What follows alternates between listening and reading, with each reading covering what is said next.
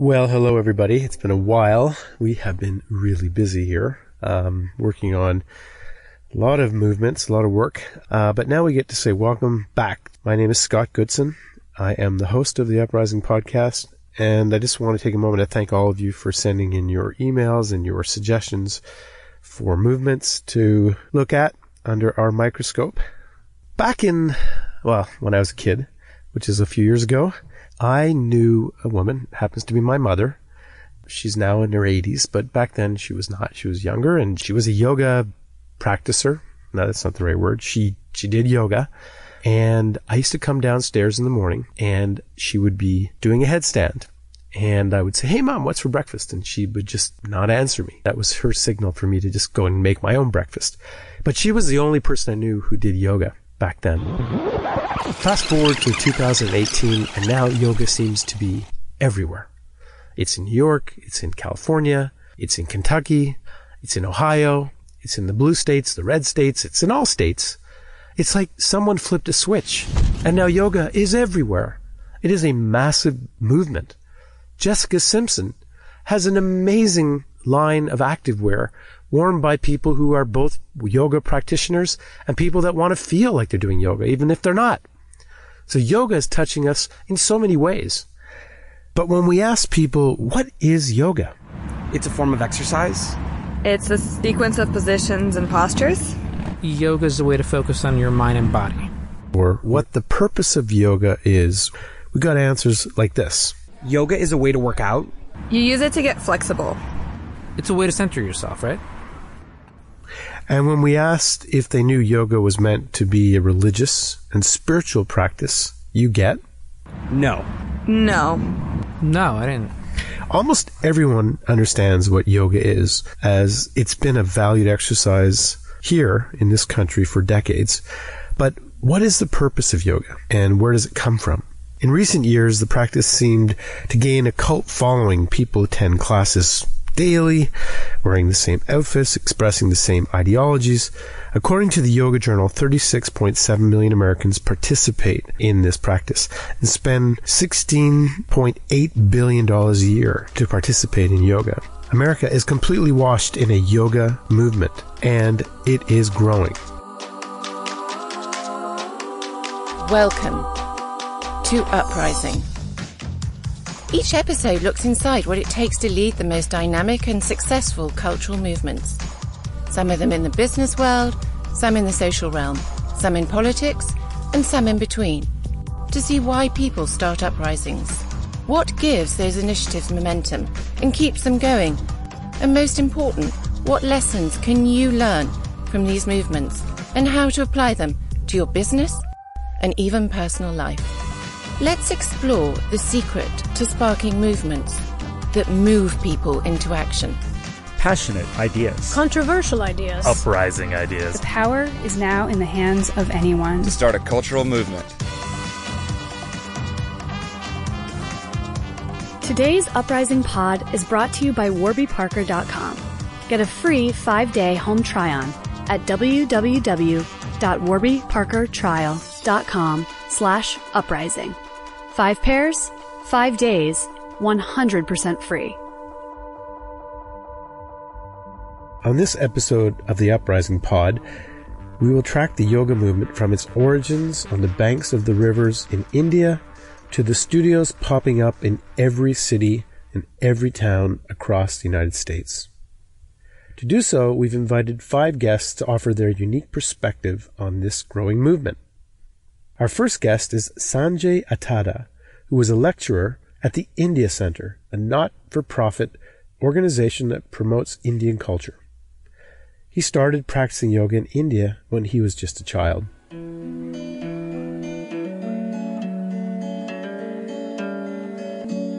Sanjay, you grew up in India, the birthplace of yoga, and participated in the practice for years. Can you tell us what yoga actually is? What is the definition of yoga? The term yoga came from a Sanskrit word called yuj. The meaning of yuj is unite. So the unite means like you need like a more than one. So this is the unification of body and mind or the unification with your own self, with the Supreme Self, to understand mind through your body and bring mind and body in harmony, and then you will understand yourself better, what you are really. When you understand what you are really, you can understand the rest of the universe. That's how you can find the balance and the peace within you, and you will spread the same to your neighbor and to the community and to the country and to the whole world. That is the basically aim of the all the yoga practices. Where and how did yoga start? Yoga started thousands and thousands of years. If you take like any Indian scriptures, yoga is not separated from that. And yoga, in fact, is not separated out. We cannot separate out from the life. And if you take at least even the physical practices, that is we call asanas, the postures, those all postures came from the whole universe. All animals, there are 8.4 million postures out there. Those are like as many postures as the living creatures. So there are 8.4 millions. And many of these names, if you notice it, they are the names of birds, animals, and the movements of the small baby. Right from when the baby is in mother's womb, the different postures that he or she does, the same thing we practice it now to regain our flexibility, our balanced and equilibrium state. It is right from the beginning of the creation. So that's why like yoga is the universal. It is not like a confined to any specific place or area or anything. What are the goals of yoga? What are people supposed to get out of this practice? See, the influence of mind is much more on the body. So the most difficult part is to calm down and subdue our mind. Once if you achieve that, then we will make progress in any part or any aspect of our life or aspirations. It could be either physical or intellectual or spiritual purpose. And its goal is to keep oneself in a happy state, whatever they do. So for that, they need to practice. It is very easy to deceived by our mind. So for that, they practice this practice. And the byproduct is, when you practice this healthiness and well-being. And with this practice, they use it to able to keep themselves calm and in a stable state in a long period. Sanjay, I want you to take us back thousands of years for a moment. What was yoga like then, and how was it being practiced? When the movement of the sun changes from one period to other period, that is called Sanjay. So that happens in the morning before the dawn time, when the sun rises. At that time they use it to practice this practice, either in front of the sun or the banks of the rivers or the banks of the sea. So at that time they practice some of the postures. That's how like these sun salutations came up. There is a separate scripture out there, and there is a separate way they chant these specific mystic sounds. They influence our body, and they move that with different movements of the physical and with the sounds, and they will able to transfer different types of energies in our body. And that's how like they started at that time. And again they practice that religious practice in the noon, and again they practice that in the evening, dusk time. So during that time, it is as a religious practice it came up. So that is like one of the example how this yoga was performed and practiced in those olden days. The ancient practice started as a religious experience to help people connect with their inner selves and their higher beings, their souls. Do you see that today? Currently, They are picking up only the tiny part of it, the physical aspect of it. And even in that physical aspect, if you see, like there are like so many variations. We call asana, pranayama, jhana, kriya, all these various aspects out there. But currently, they are only picking the asana parts of it. And definitely there is some benefit and some value by practicing that. But like the true benefit and the practice that you could get if you really like who traveled in that path, if you go through, then you can really enjoy that. But there is a lot more than nowadays, like you said, like in every place and everyone is carrying the yoga mats. But if you any physical movement, if you do, they are calling it yoga. But there is yoga means it is much, much more to that. But once anyone, if you practice this at any extent, that they will get only that level of benefit.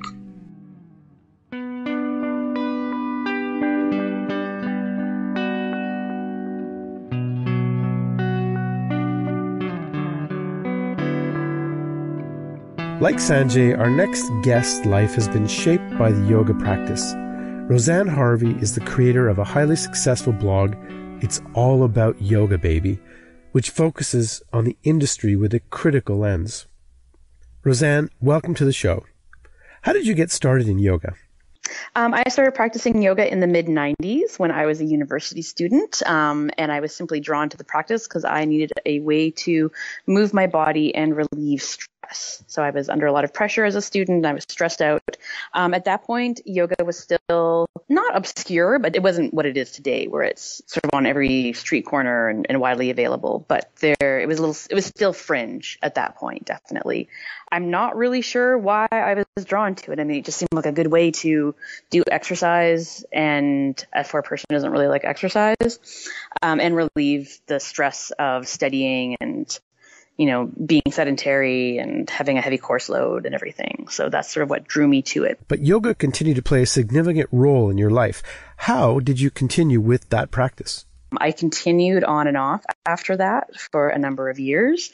And then I got deeply into yoga in 2003, 2004, when I basically had a sort of emotional breakdown at the end of my 20s and a major depressive episode for which I was hospitalized. And then I came out of the hospital and realized that I needed to make some big changes in my life and I needed to heal some fairly significant personal things.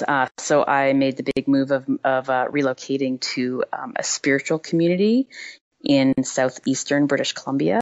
It's an ashram called the Yashodhara Ashram.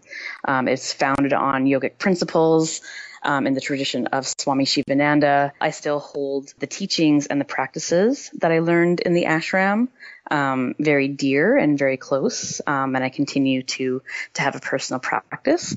In short, I'd say that yoga for me right now is a tool to stay aware for personal health and personal growth. It's also a way for me to be my best self and how I show up in the world and engage with the world. So my practice is very interconnected to, my politics, my activism, and how I live my daily life. In a way, yoga saved you after the emotional break you had in the early 2000s. It was a rebirth of you.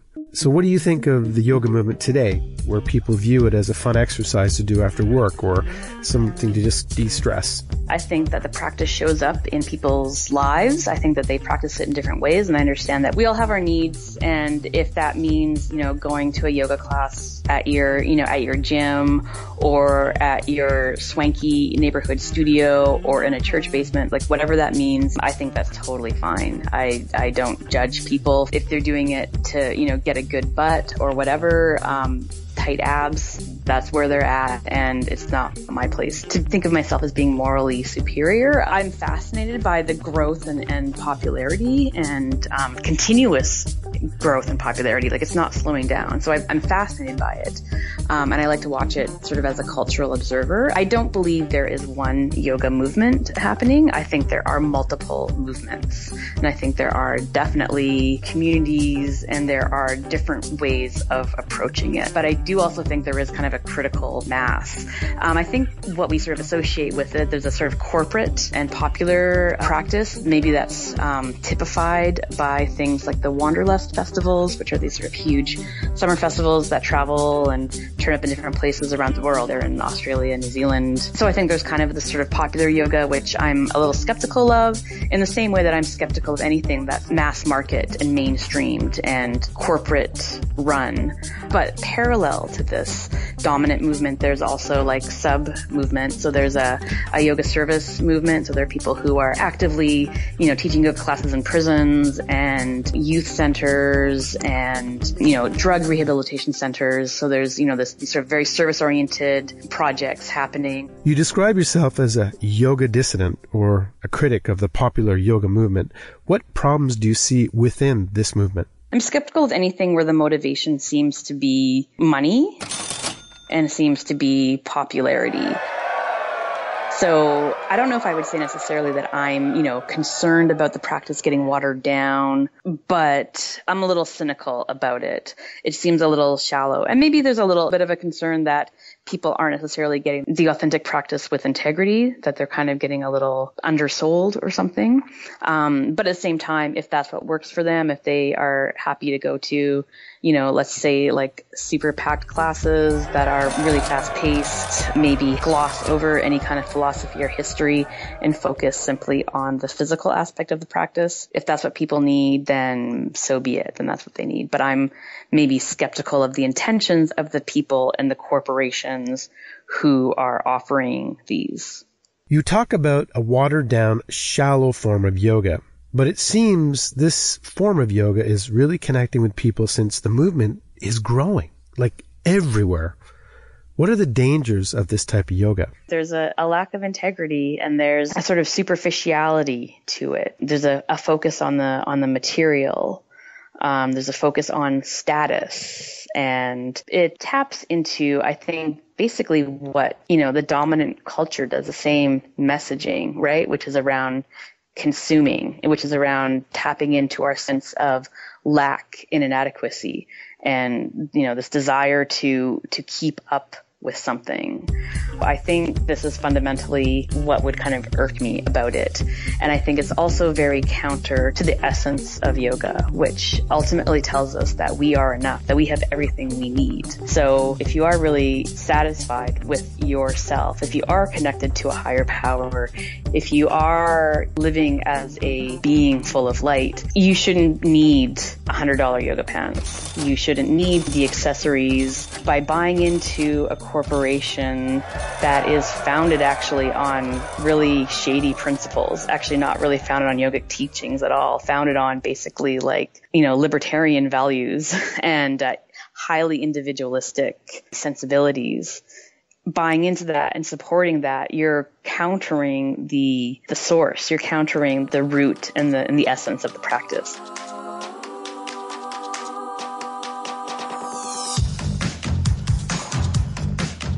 For you, the listeners of Scott Goodson's Uprising Pod, Warby Parker is offering a free 5-day home try-on to give you the opportunity to check out their glasses.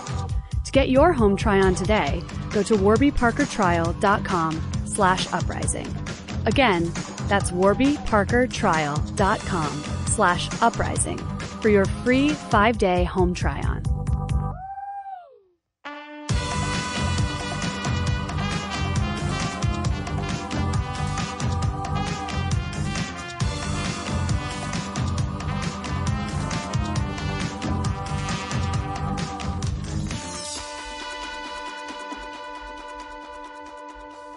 Another yogi we spoke to sees issues with the current yoga movement.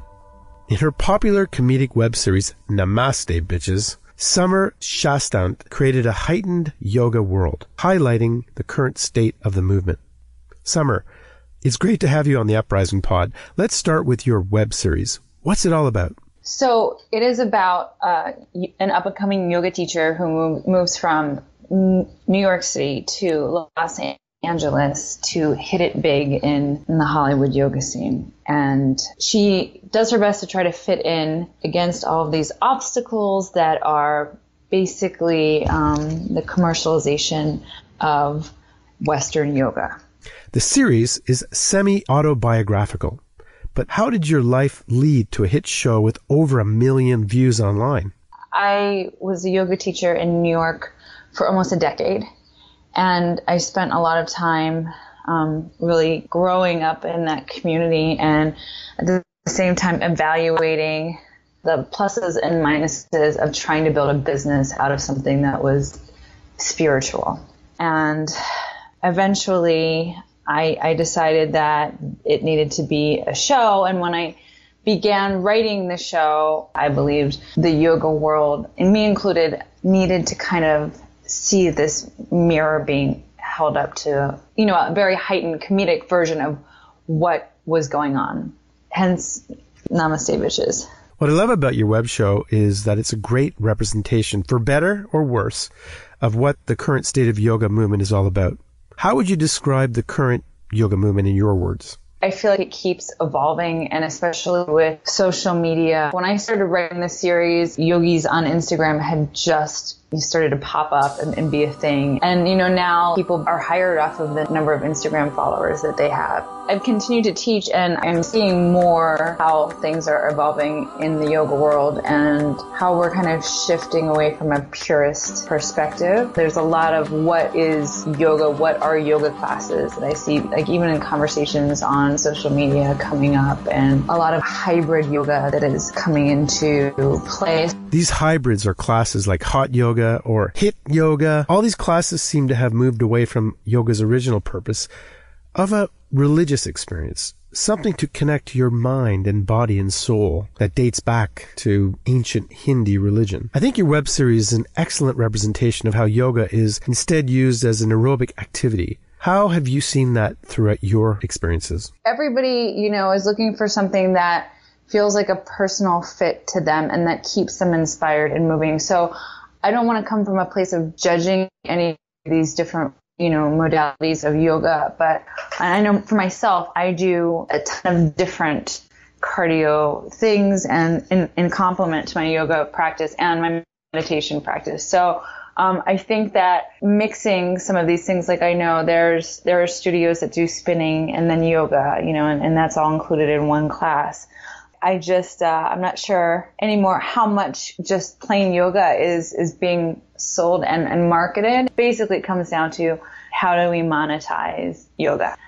From your perspective as a yoga teacher and writer and producer, what problems are you seeing within the movement? I would love to see yoga more accessible to lower classes and different races, and just like brought into people who can't necessarily get to the studio and afford to take a $25 class, I know when the trans ban came out, I went on my social media and I made all of my classes free for the week, and just in hopes that people would feel like they had a safe space to go to, or somewhere to just clear their head if they needed. And I kind of did that on my own, and that wasn't something that I went necessarily through the studios. And I thought if the studios that I taught at, which they didn't, but if they did, have a problem with that I would have paid for those people.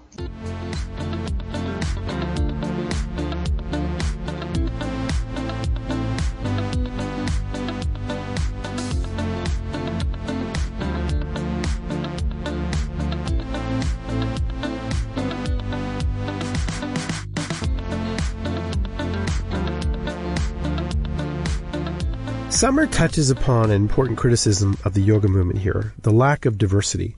The next person we spoke to wants to diversify the yoga community by offering classes that are accessible to any race, any body size, any budget. Jyll Hubbard-Salk is the owner of Urban Asanas in Brooklyn, New York, a yoga studio with a twist, just a stone's throw from Manhattan. So, Happy to have you here on the show, Jyll. Happy to be with you. When and how did you get involved in this yoga movement? I started with yoga about 30 years ago when I moved to New York City with my brother, who was a dancer at the time with Bill T. Jones. And I had gone to college, lived in Europe, traveled, and was just trying to find my way. And I remember he took me to a class at David Barton's gym on Broadway in Houston. And it was packed. And I remember walking into the studio and putting my mat down, and this amazing, beautiful Brazilian teacher came out, and it was just like she came out, the breath came out, and everything was just in sync. And it was perfect. And that's how it started. What was your preconception of the practice before you started?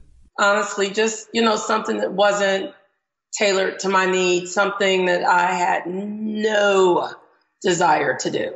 What does yoga mean to you today? Luckily for me, I'm doing what I love. And I'm a yoga studio owner. I'm a practitioner. I want to say that yoga is my life, but I don't want to put it in a box, because to me, I think there's a misconceived notion that yoga is asana, is postures. And I'm an advocate of thinking that yoga is a lifestyle. So that's how I look at yoga. It's a lifestyle. It's how I treat myself. It's how I treat my fellow neighbor. I think that is what yoga is. Many feel this is an exclusive movement where only white females participate. Are they wrong? They're not, because that's what's going on. That's what's going on. That's why I can do what I do, because I'm not that. That's what it is. Look at the state of the world. Who's running the world? I am the yoga person for the people who don't have a voice. I'm different from what people think. Folks magazine had this to say about you and your studio. Wearing tinted aviator glasses and gold bangles up her arms, she stands before a shrine decorated with amethyst crystals, bundles of sage, and a bronze statue of the Hindu goddess Shakti, as well as an empty Jack Daniels bottle and an upturned Zoo York skateboard. They go on to call you the feistiest yoga instructor in the 5 boroughs. How are you adding something different to the yoga movement? I'm a big old black voluptuous woman, so you're not going to see a lot of me on Yoga Journal, and that's for sure. And, and people have preconceived notions of what yogis look like. I teach how I take. I'm real. I have background in Hatha and Iyengar, and I teach that I get you in a posture, and we're going to dissect that posture, and we're going to cook in that posture. And I'm a firm believer that if you can take my class and you can do blood, sweat, and tears on the mat, you can go out there in the world and kick ass and make a difference. That's how I teach. What does this type of diversity and new approach add to the yoga movement? Real. Nothing, as soon as you walk into the studio, nothing in here is pretentious or fake, and it is diverse. I'm really passionate about my studio. And not just because it's mine, but I see the diversity in the people who come here, and no one gives a shit that you have on a $200, yoga pants or all of this stuff. You come and you bare your soul and you burn through your shit. That's what you do. That's what yoga should be about. It shouldn't be about, okay, I want to be a yoga teacher to be on the cover of Yoga Journal. Who cares? How are you treating your neighbor? How are you treating yourself? That's the movement. You treat yourself right, then you're going to treat your neighbor right. I love that mindset. It's getting to know yourself. And I think that's what people fail to realize. It's about you and how your energy works and how clear your chakras are aligned. To me, there are definitely some things that are not being taught in yoga about just self-care, and especially for people of color. Then what would you change about the yoga movement right now if you had the power to do so? Diversity. There's no diversity in yoga. I don't give a shit what they say. It's not. And it's funny because I've had conversations with them. They're like, so what can you do? Figure it out. I'm not the black girl that's going to tell you how to do it. Figure it out. Put it like this. If I had to come in in an environment that is saturated with white folks. And I came in as a black woman. No one helped me. No one put a bug in my ear. I had to do the work and figure this shit out. Breath by breath, block by block, mat by mat, tier by tier, and figure it out. And now I'm here. And they're going to have to deal with me. Or not. That's their choice. But I have enough people here to see what I'm doing. You know, I got this. And I love what I do. I love what I do. How do you think your studio itself fits into this new yoga movement? I keep telling my students, it starts from within. It starts from within. Self-care is the best care. Self-care is the best care. People don't love themselves. So if you don't love yourself, how are you going to give positive energy? How are you going to shine some light on somebody if your shit's dark? And people are it's so many layers. And it's like, I teach a class on Sunday morning called Super Soul Sunday. It sells out every Sunday. And half the room is crying by the end of the class. Because we're holding on, especially nowadays, we're holding on to so much. Everyone has to have a strong backbone. Everyone's walking around with their guns loaded and angry. And once you start to, it's like an artichoke, once you start to take the layers off, then you get to the heart of it, to the heart of you.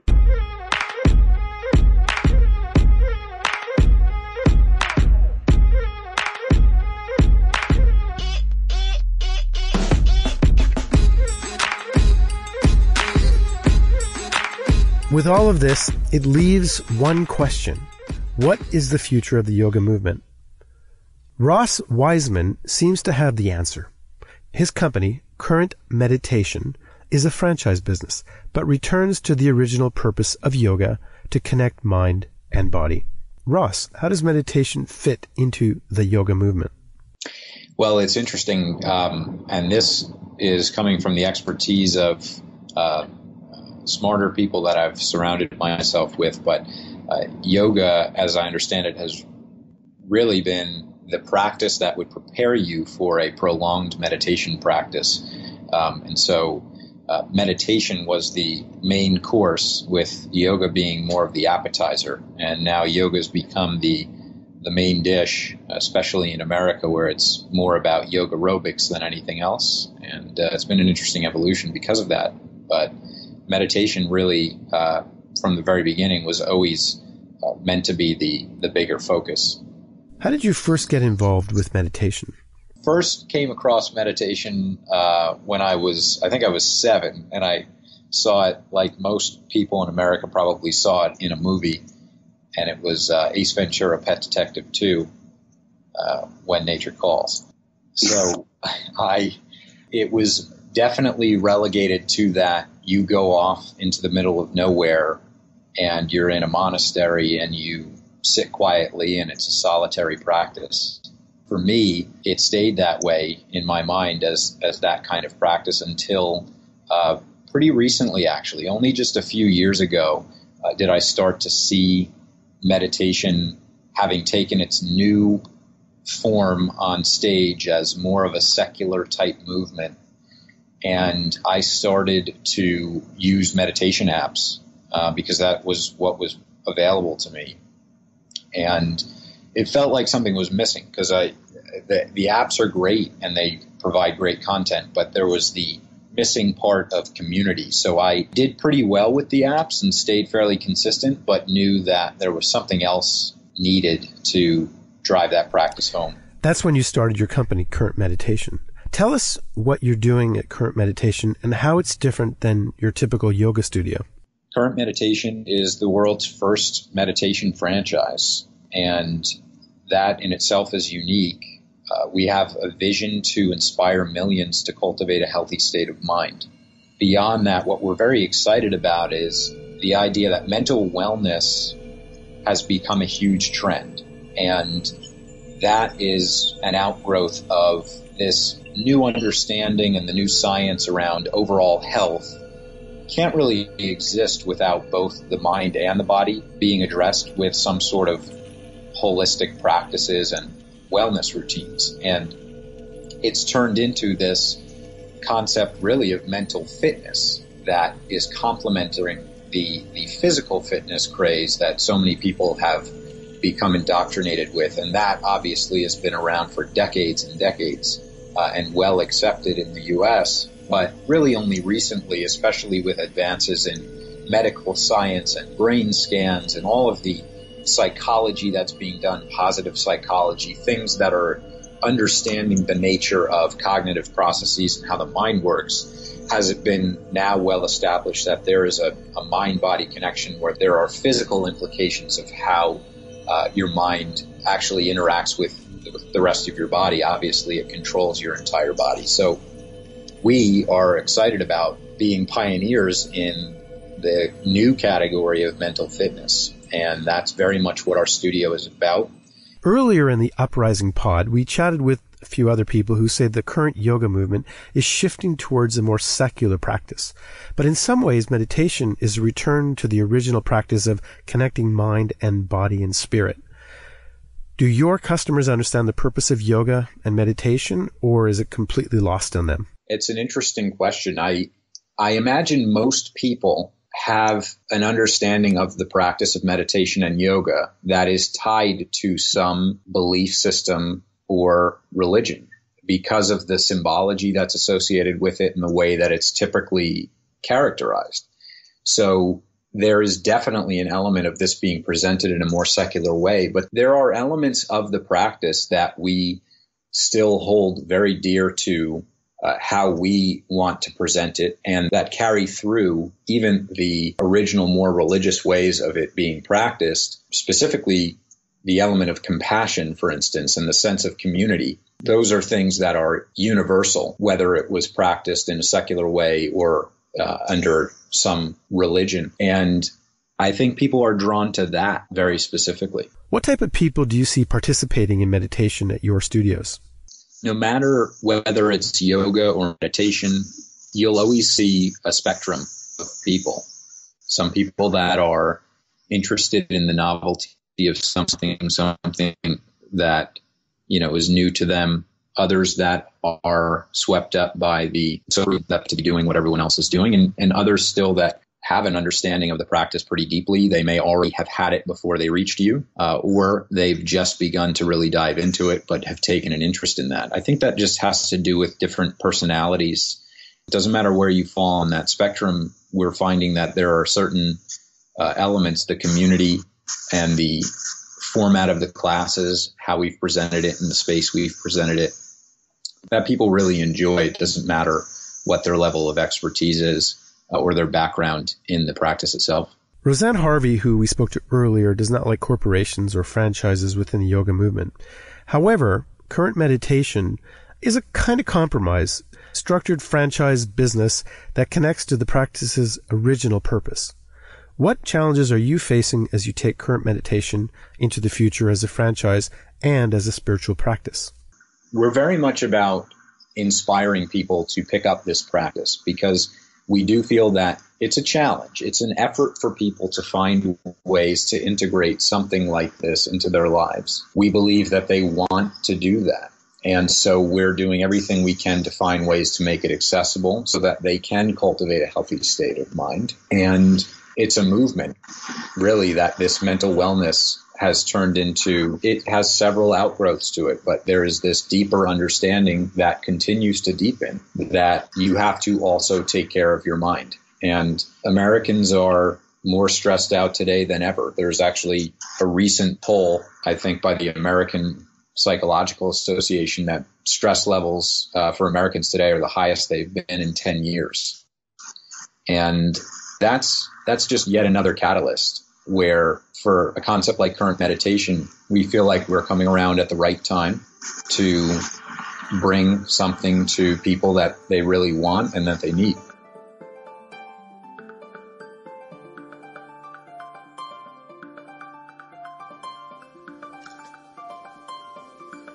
Whether you're learning to meditate in Ross's tranquil studios or taking a class in Jyll's diverse studios, there seems to be a paradox here. You're surrounded by people, but the practice is completely an individual experience. Perhaps that's why the movement is so divided, with differences in lots of opinions. There are some who practice it to get fit, while others take it to connect to their inner beings.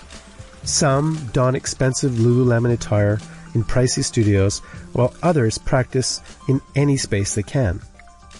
But they all have one thing in common. Perhaps this is why it's such a large movement. They're all individuals that belong together in this bigger community, in this larger movement, all connected. They're all sort of part of this bigger idea, and they all belong, despite their differences. Thank you for joining us at the Uprising Pod today.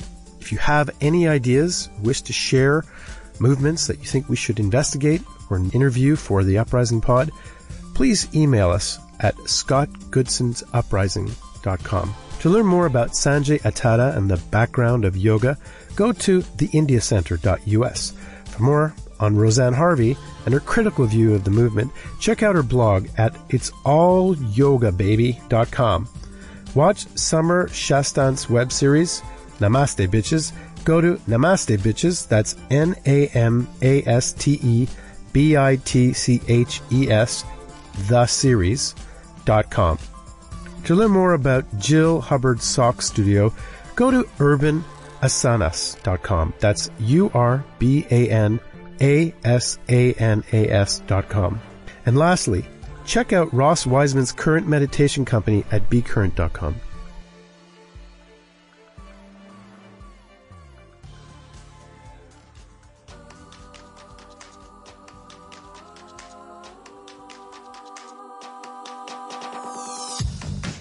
Thank you for joining us on the Uprising Pod today. If you want to find out more about our guests or learn how to create your own movement, please go to scottgoodsonsuprising.com. You can also download the show from iTunes or where other podcasts are curated. The Uprising Pod is executive produced by Frank Olito, produced by Nicola Keneally, and edited by Russell Costanzo. With special help from Melanie Boardman, Karin Drachenberg, Philippa Freeman, Brianna Campbell, Farshad Faroudi, Mark Bruzy, Mark Issam, and Jonathan Weeks. My name is Scott Goodson, and you've been listening to the Uprising Pod, where we can learn about movements and uprisings that are shaping our world, in business, in society, and in between. For more on cultural movements and movement marketing, be sure to pick up a copy of the best-selling book Uprising, How to Build a Brand and Change the World by Sparking Cultural Movements, available on Amazon.com. If you have a moment, please do give us a favorable review on iTunes so that our movement moves up the ranks of the iTunes podcast list. And if you have ideas for future shows, please let us know by going to scottgoodsonsuprising.com. Thank you, and speak to you soon.